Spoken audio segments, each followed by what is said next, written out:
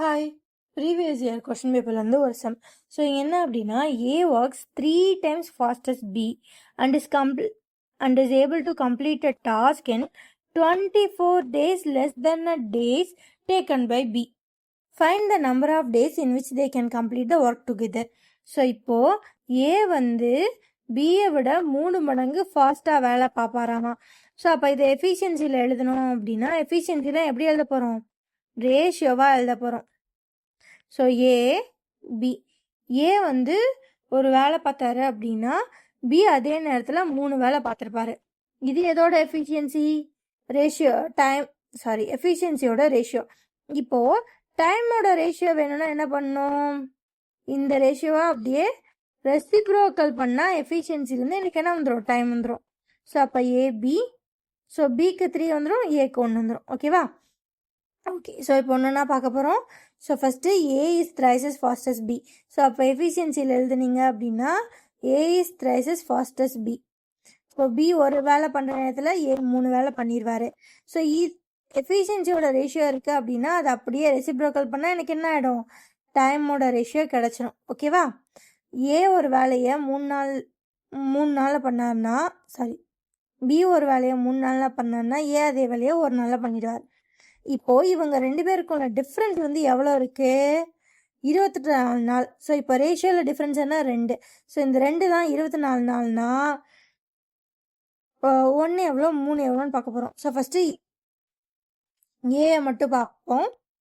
So இந்த time ரேஷியோவை எடுத்துக்கிறோம். ஏன்னா நமக்கு வந்து நம்பர் ஆஃப் டேஸில் தான் கொடுத்துருக்காங்க.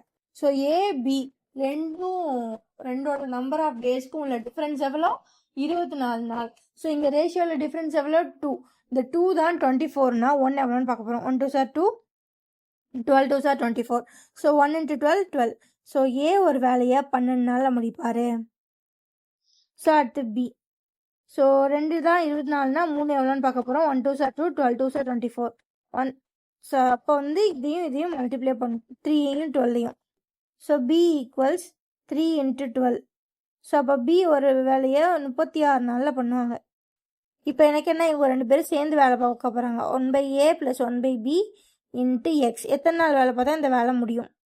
ஸோ 1/a ஒரு எத்தனை நாளில் ஒரு வேலையை முடிப்பார்? 12 நாளில்.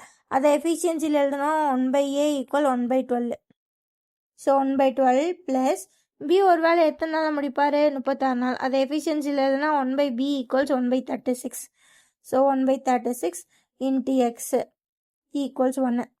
ஸோ இப்போ கிராஸ் மல்டிப்ளை பண்ணால் 36 + 12 / 12 × 36 x = 1. ஸோ இந்த மாதிரி கேஸில் மோஸ்ட்லி வந்து என்ன பண்ணாதீங்க? மல்டிப்ளை பண்ணாதீங்க. ஸோ ஆட் பண்ணால் 36 + 8 48 / 12 × 36. ஸோ 6ஆல் பண்ணால் 6 6 36, 6ஆல் பண்ணால் 6 8 48, 2ஆல் பண்ணால் 4 2 2, 4 3 12, 1 2 2, 6 3 6 2 3 6 கேன்சல் ஆகிடும். ஸோ ரிமைனிங் என்ன இருக்குது? 1/9 x = 1. கரெக்டாக? எனக்கு எக்ஸு தான் வேணும்.